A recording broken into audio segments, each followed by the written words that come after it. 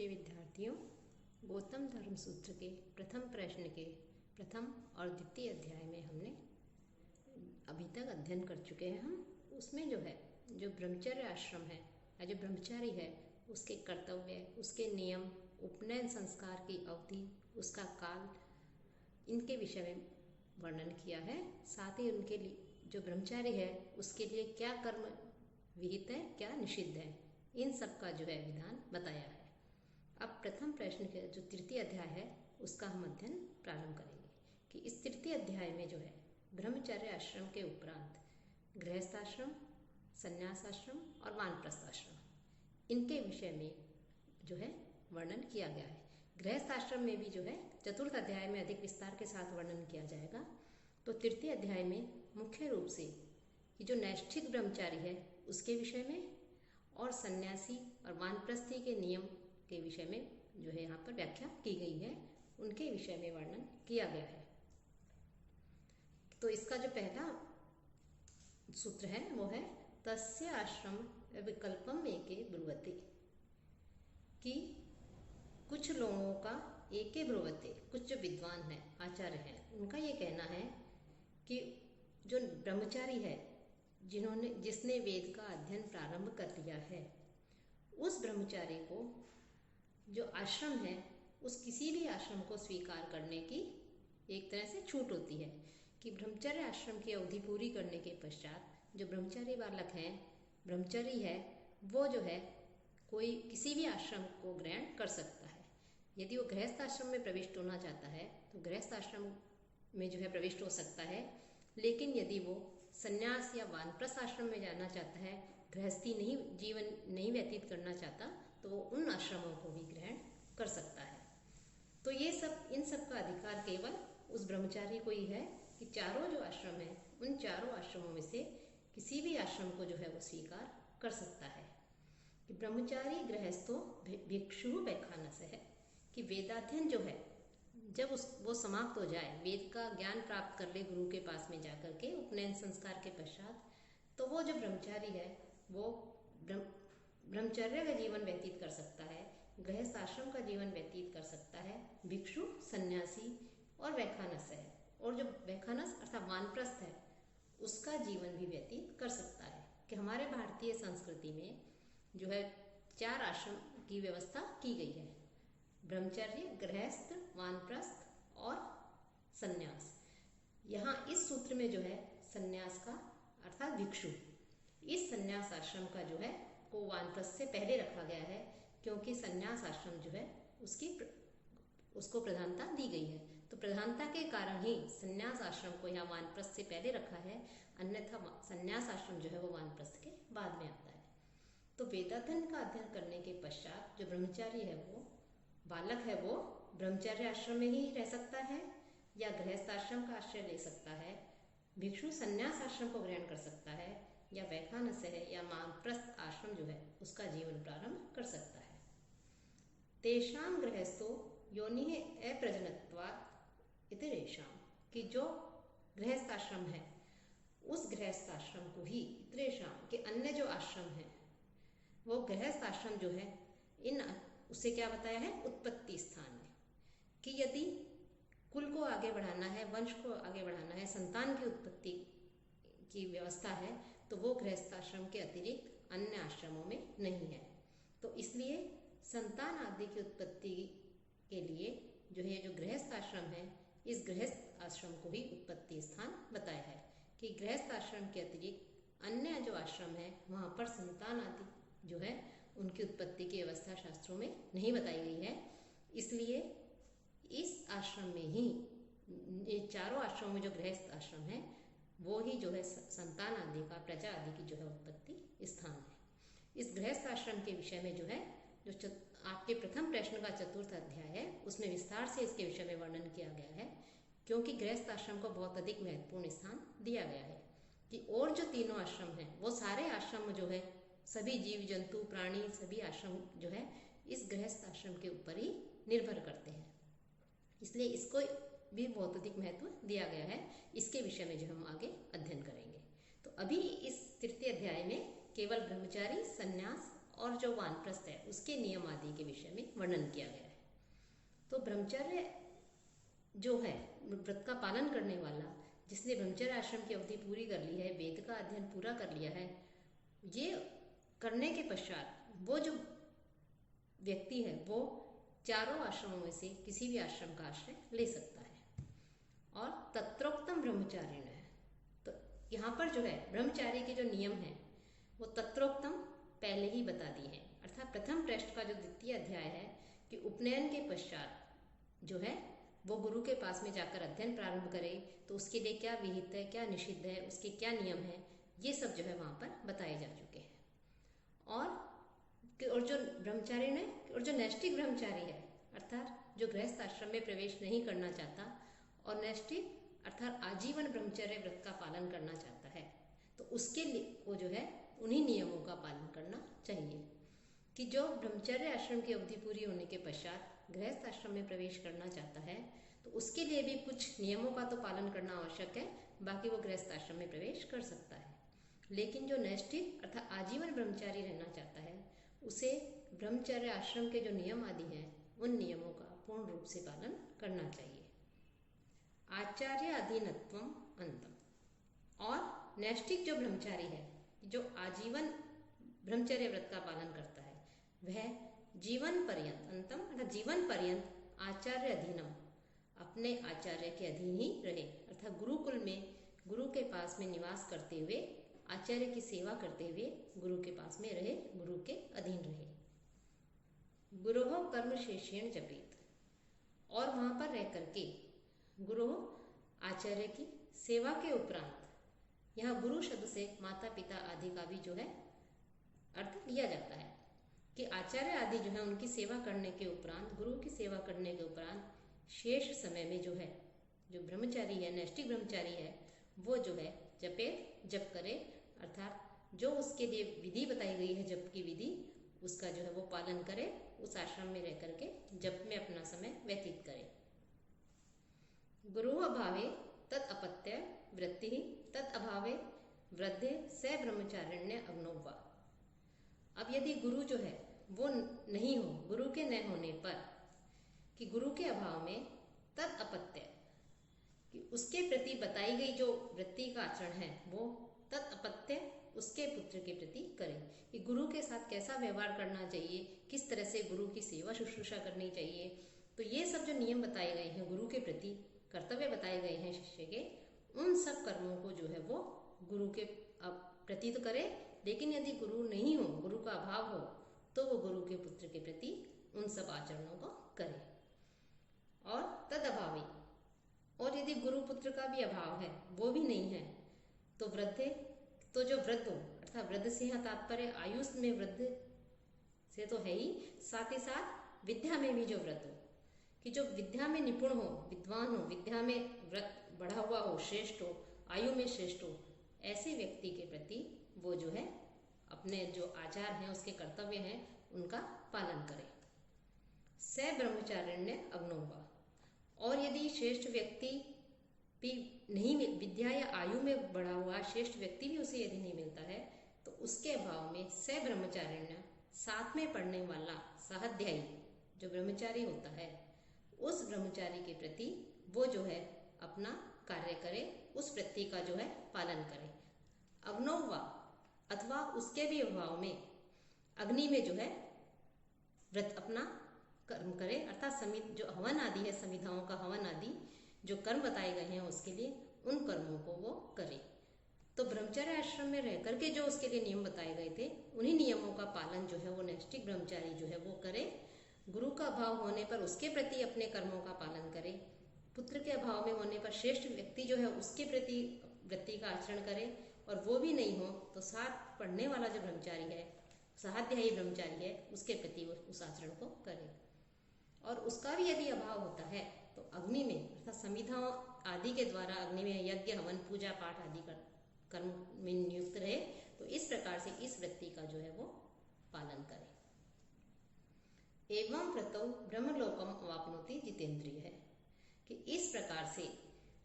एवं व्रतो इस प्रकार से आचरण करने वाला जो नैष्ठिक ब्रह्मचारी होता है, जितेंद्रिय है जिसने अपनी इंद्रियों पर विजय प्राप्त कर ली है और जो आजीवन ब्रह्मचर्य व्रत का पालन करता है। नैष्टिक और उपकुर्माण दो ब्रह्मचारी के लक्षण भेद बताए गए हैं कि उपकुर्माण तो ब्रह्मचर्य आश्रम के पश्चात ज्ञान प्राप्त करने के पश्चात वो अपने विधि पूर्वक जो है वो संस्कारों के द्वारा जो है वो गृहस्थ आश्रम में प्रवेश करता है। लेकिन नैष्टिक ब्रह्मचारी जो है वो जीवन पर्यंत आजीवन जो है ब्रह्मचारी ही रहता है। तो यहाँ नैष्टिक ब्रह्मचारी के कर्तव्य बताते हुए कह रहे हैं कि इंद्रियों पर जितेंद्रिय है, इंद्रियों पर विजय प्राप्त करके एवं व्रतों कि इस प्रकार से ब्रह्मचर्य व्रत का पालन करते हुए अपने गुरु के प्रति, अपने शिष्य जो गुरुपुत्र है उनके प्रति, या जो उसके जो नियम बताए गए थे ब्रह्मचर्य आश्रम में, उन नियमों का, उस आचरण का पालन करने वाला नैष्टिक ब्रह्मचारी जो है वो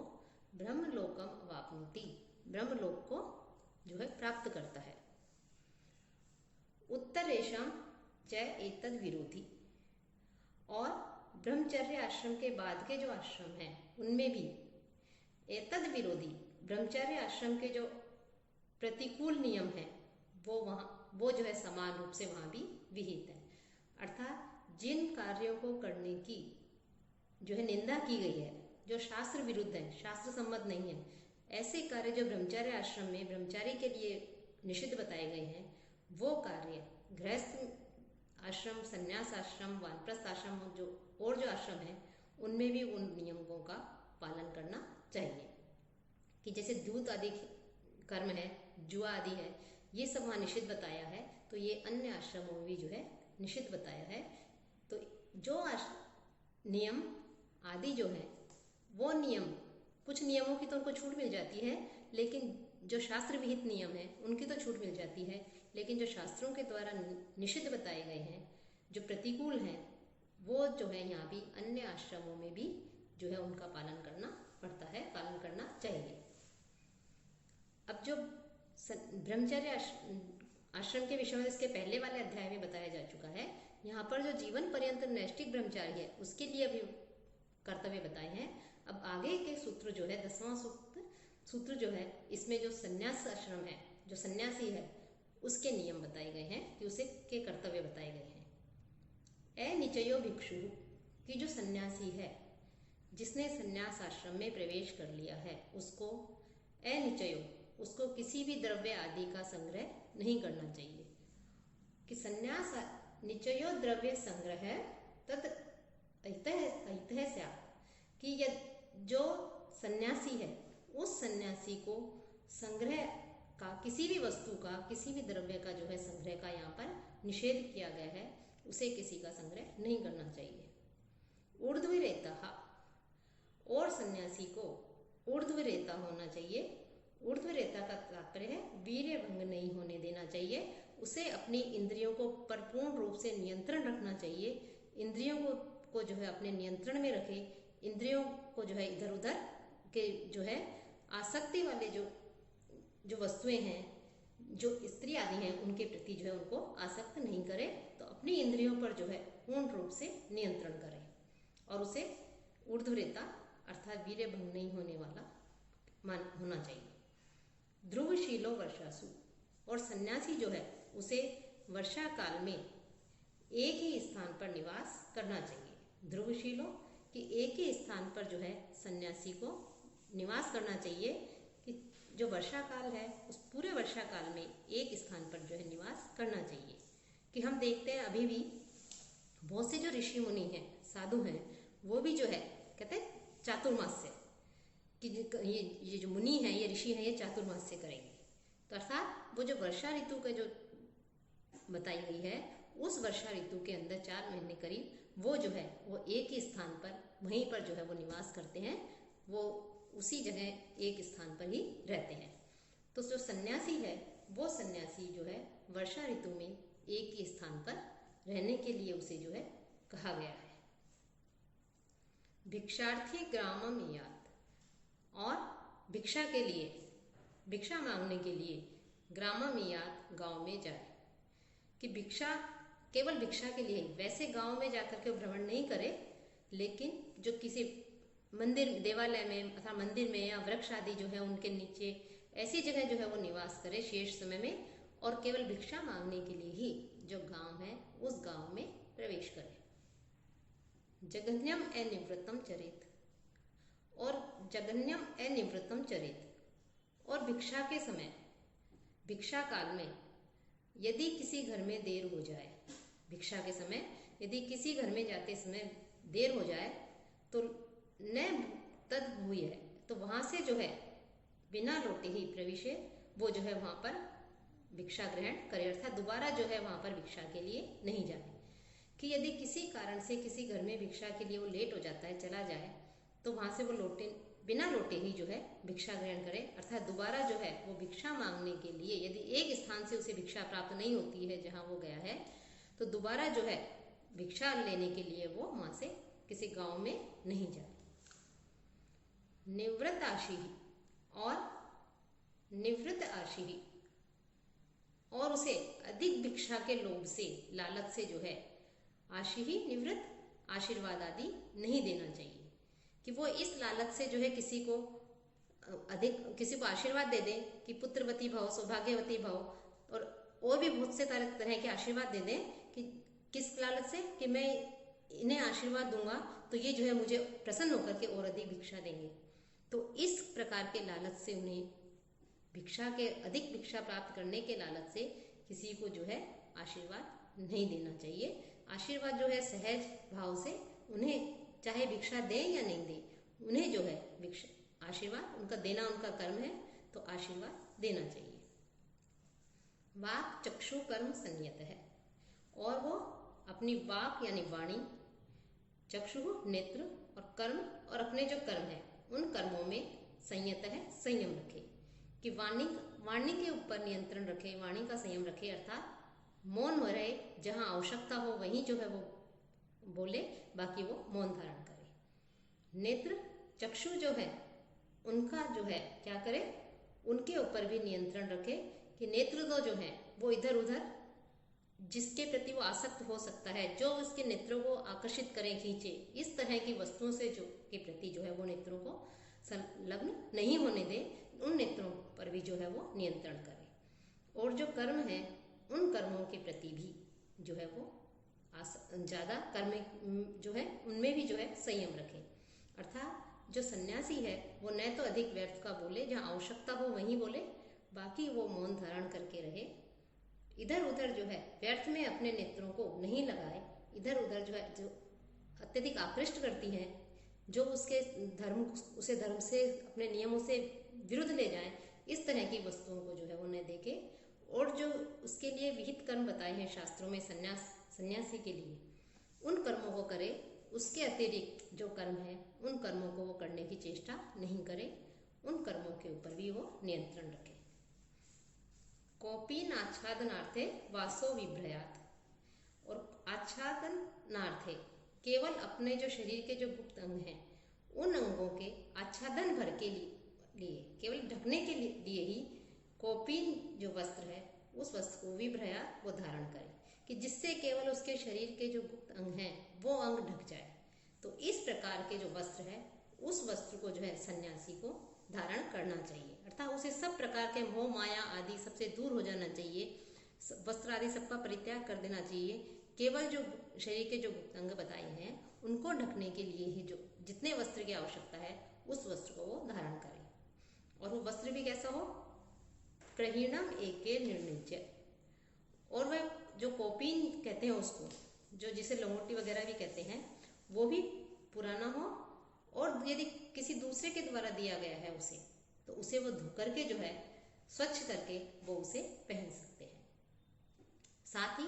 उसे जो है और क्या नहीं करना चाहिए, किस प्रकार से वो पुष्प आदि का चयन करे, कहाँ रहे, कैसे रहे, इसके विषय में बताते हुए कहते हैं न विप्रयुक्तम औषधि वनस्पति नाम अंगम उपादि, कि न अविप्रयुक्त है, कि अपने आप नहीं गिरे हुए, अर्थात किसी पेड़ जो है उस पेड़ के ऊपर फल फूल औषधियाँ आदि लगे रहते हैं, तो उसको यदि पेड़ को हिलाया जाए तब वो फल फूल औषधि आदि नीचे गिर जाते हैं। तो ऐसे गिरे हुए जो पुष्प आदि हैं उनको जो है कभी भी जो वृक्ष फूल आदि हैं, पत्ते हैं, उनको ग्रहण नहीं करना चाहिए, अपितु अपने आप जो हवा हवा के कारण या पक करके अपने आप जो नीचे गिर जाते हैं, इस प्रकार के पत्ते, फल, फूल, मूल, शाखा आदि को जो है वो ग्रहण करें। तो न अविप्रयुक्त, कि अपने आप जो है नहीं गिरे हुए, अर्थात किसी के द्वारा उस पेड़ को, टहनी को या पेड़ को हिला करके गिराए गए जो औषधियां हैं, जो वनस्पति आदि हैं, अर्थात वृक्ष एवं लताओं के पत्ते हैं, फल फूल हैं, मूल आदि जो हैं, इनको और उनके जो अंग आदि हैं, अर्थात वही फल फूल आदि, उनको जो है क्या करे, वो ग्रहण नहीं करे। न उपादित, उनको जो है वो ग्रहण नहीं करे, कि अर्थात जो पेड़ से स्वयं नीचे गिर जाए, जो पेड़ से स्वयं नीचे झड़ जाए, पत्ते हैं, फल फूल, औषधि जो हैं, उनको ही जो है सन्यासी को ग्रहण करना चाहिए। और स्वयं को जो है उनको पेड़ को हिला करके या किसी के अन्य के द्वारा हिलाया जाता हुआ वो नीचे गिर जाए, तो उनको जो है उसे ग्रहण नहीं करना चाहिए। स्वयं गिरे हुए पेड़ के द्वारा उनको ही जो है वो ग्रहण करें। न द्वितीय याम ऋतु रात्रि ग्रामे वसेत, और वर्षा ऋतु के अतिरिक्त बताया है कि अन्य कोई भी ऋतु हो, उस ऋतु में जो है कोई गांव है, उस गांव में एक रात्रि से अधिक निवास नहीं करें। कि वर्षा ऋतु में तो उन्हें एक स्थान पर रहने के लिए कहा गया है, लेकिन वर्षा ऋतु के अतिरिक्त अन्य कोई भी ऋतु हो तो ऐसी ऋतु में जो है न रात्रि ग्रामे वसेत, एक रात जो है वो एक रात्रि ही निवास करे, दूसरी रात्रि जो है वहां पर निवास नहीं करे। कि यदि उसे गांव में रहना पड़े तो वर्षा ऋतु जो है, उस वर्षा ऋतु में तो उसे एक स्थान पर ही रहना चाहिए, मंदिर वगैरह में या वृक्षों के नीचे या कुटिया वगैरह में। लेकिन जो वर्षा ऋतु है उसके अतिरिक्त अन्य कोई ऋतु है, तो उन ऋतुओं में भी एक रात्रि से ज्यादा वो किसी गांव में निवास नहीं करे, अगली रात्रि जो है उसे दूसरी जगह पर व्यतीत करनी चाहिए। मुंडह शिखीवा, और जो सन्यासी है अब उसे किस प्रकार के केश रखने चाहिए, इसके लिए कह रहे हैं मुंडह शिखीवा, कि सन्यासी को मुंडह सभी केशों को मुंडा करके, शिखीवा अथवा सर पे शिखा रख करके, कि केवल बीच में एक चोटी सी रख करके, बालों को थोड़ा सा रख करके बाकी पूरे सिर का मुंडन करवा देते हैं, तो उसे शिखी कहते हैं। कि केवल शिखा रख करके वो अपने पूरे सिर का मुंडन करवाए या सारे ही केशों को जो है वो मुंडा करके रखे। तो सन्यासी को जो है शिखा सहित या शिखा रहित जो है अपने बालों को रखना चाहिए, पूरे बालों को मुंडा करके, या केवल शिखा रख के, चोटी रख करके बीच में छोटी सी, उसके अलावा वो बालों को मुंडा करके रखे। वर्जयेद बीज वधम, और जो बीज आदि हैं, जो व्रीहि है, धान्य आदि है, उनको वधम, उनको कूटना, वर्जयेद उसके लिए निंदित है। अर्थात केवल जो पका हुआ जो अन्न है उसको ही वो ग्रहण करे, जो अन्न है उस अन्न को जो है वो मूसल आदि के द्वारा उसे नहीं कूटे। कि जैसे धान आदि है, उस धान आदि को, वो अन्न आदि को मूसल आदि के द्वारा कूटे और फिर पका करके ग्रहण करे, तो ऐसे अन्न को सन्यासी के लिए निषिद्ध बताया है कि वो इस प्रकार से भोजन प्राप्त नहीं करे। केवल पकाया हुआ जो अन्न है उस अन्न को ही वो, और वो भी उसे भिक्षा के रूप में जो मिल जाए, तो भिक्षा के रूप में प्राप्त हुए पकाए हुए अन्न को ही वो ग्रहण करे। कि सन्यासी के लिए भोजन पकाने की भी व्यवस्था नहीं की गई है, कि जो सन्यासी है वो भिक्षा के लिए जो अन्न ज्यादा जाए और जो अन्न मिले उस अन्न को प्राप्त करके, उस भिक्षा को, पके हुए अन्न जो भिक्षा के रूप में मिलता है, उससे ही जो है भोजन ग्रहण करे। तो वो स्वयं जो है उसके लिए अन्न आदि को कूटने आदि का निषेध इसे यहाँ बताया गया है। कि अन्न आदि जो है उसको वो कूटेगा तो उसके जो है किसी तरह से जीव हत्या भी हो सकती है। छोटे छोटे कीड़े होते हैं, छोटे छोटे कीट पतंगे होते हैं, तो इससे उसे अनजाने में ही जो उससे पाप भी हो सकता है। तो इस बात को ध्यान में रखते हुए भी, और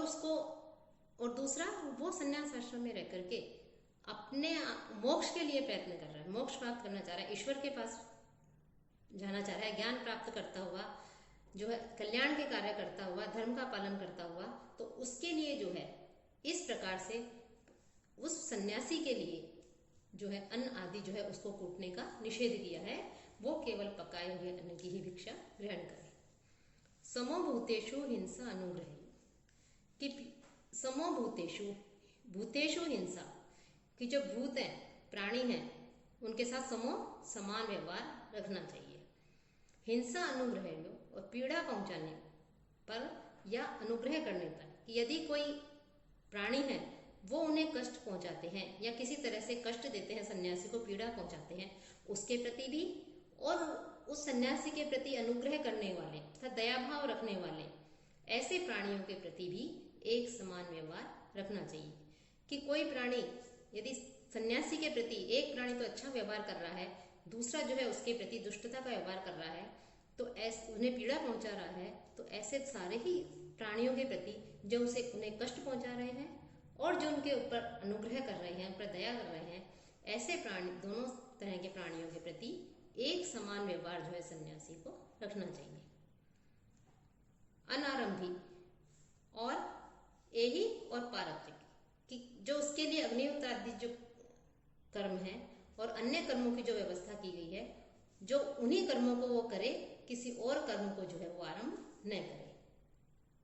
अब ये सन्यासी जो है वो सन्यास के नियमों के विषय में बताया। अब जो वानप्रस्थ है उस वानप्रस्थ आश्रम में रहने वाले के नियमों के विषय में बता रहे हैं। वैखानसो वने मूल फलाशी तपहशील है, कि वैखानसो कि जो वानप्रस्थ जो है, आश्रम में प्रवेश करने वाला जो है वानप्रस्थी जो है वो वने, वन में निवास करे। मूल फलाशी, वन में उगने वाले जो मूल आदि हैं, कंदमूल फल आदि हैं उनको,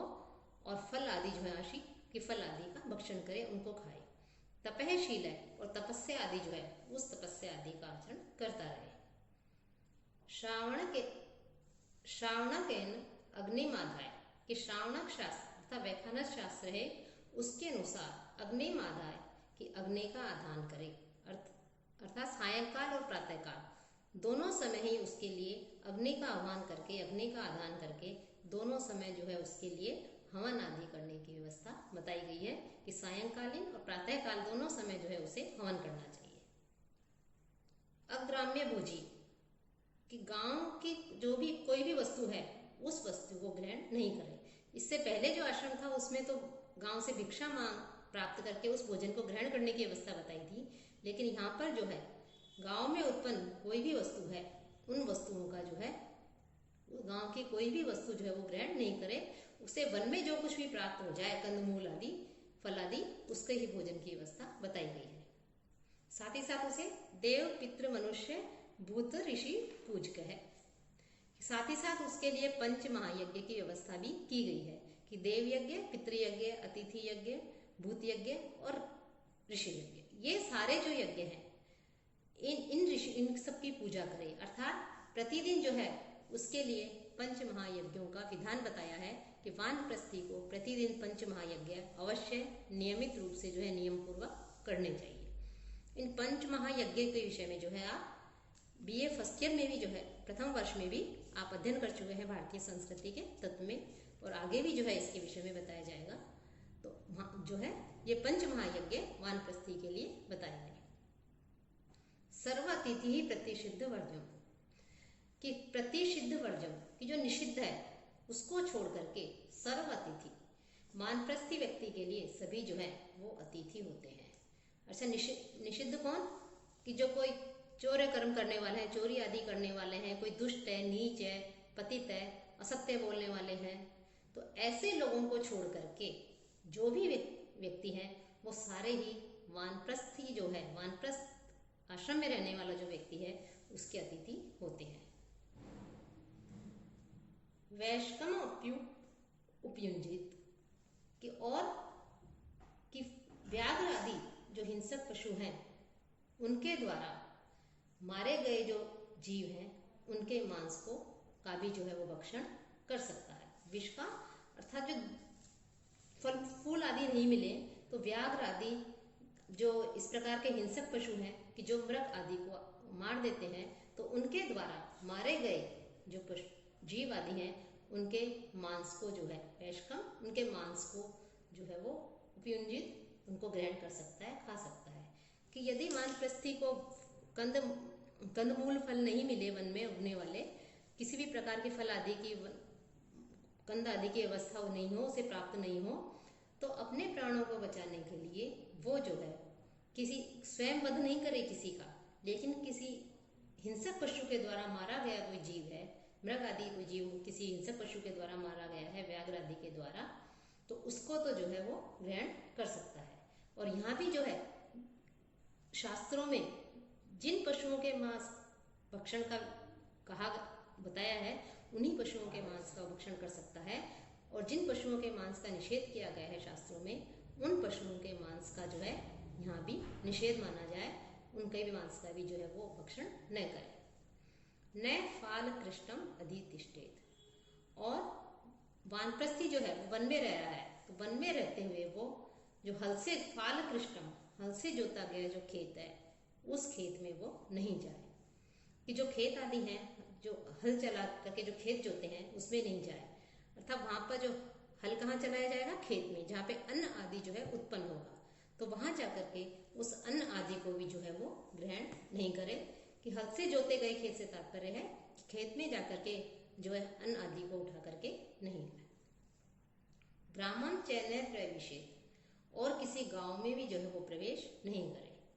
कि इससे पहले के आश्रम में तो गांव में प्रवेश की व्यवस्था की गई थी, गांव में जाकर के जो है एक रात्रि से अधिक नहीं रहे, लेकिन और साथ ही साथ भिक्षा मांगने के लिए गांव में जा सकता है। लेकिन यहाँ जो है गांव में भी निषिद्ध किया है उसके लिए। जटिल है फिर अजिन वासा। साथ ही साथ वो कैसा रहे? जटिल कि जो है जटा आदि जो है वो बढ़ाए रखे, कि अपने बालों को, दाढ़ी आदि को जो है वो बढ़ा करके रखे। और अजिन वासा,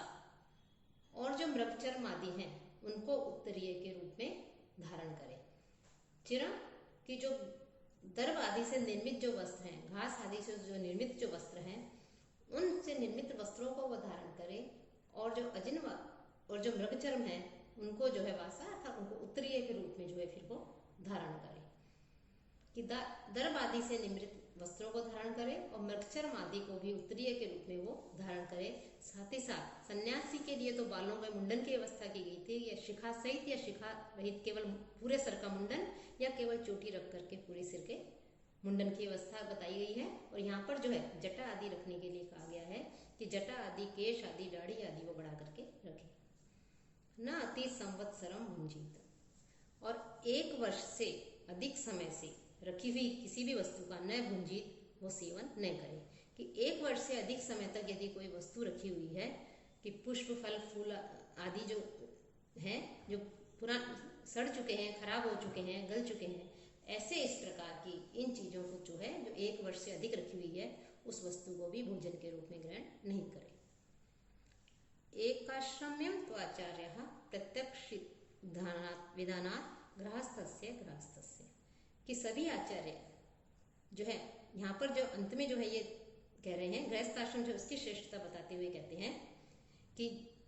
सारे आचार्य जो है वो सभी आचार्य एक आश्रम में, केवल एक ही आश्रम है ऐसा कहते हैं। क्योंकि और वो एक आश्रम कौन सा है? गृहस्थ आश्रम। कि गृहस्थ आश्रम जो है उसी को प्रधान रूप से मानते हैं, कि यही आश्रम सभी आश्रमों का उपजीव्य है, कि सारे आश्रम इस एक गृहस्थ आश्रम के ऊपर ही आधारित है। इस गृहस्थ आश्रम में जो है सभी व्यक्ति आकर के रह सकते हैं, इसका आश्रय ग्रहण कर सकते हैं। तो इसके लिए तो जो और जो आश्रम है, ब्रह्मचर्य, गृहस्थ, वो सन्यास और वानप्रस्थ, वो सारे आश्रम जो है इसी आश्रम के ऊपर निर्भर करते हैं। इसलिए आश्रम को जो है गृहस्थ आश्रम को प्रधान माना है, इसी आश्रम को जो है सबसे श्रेष्ठ माना है। अब इसका जो चौथा अध्याय है गौतम धर्म सूत्र का, उसमें जो है गृहस्थ आश्रम की महिमा के विषय में, उसमें जो गृहस्थ आश्रम में कब प्रवेश करता है? जब उसका विवाह संस्कार के पश्चात। तो विवाह के विषय में जो है, और उस जो पुत्र आदि हैं उनके विषय में, विवाह के जो प्रकार बताए गए हैं उनके विषय में जो है उसमें बताया जाएगा। वो हम आगे के व्याख्यान में अध्ययन करेंगे।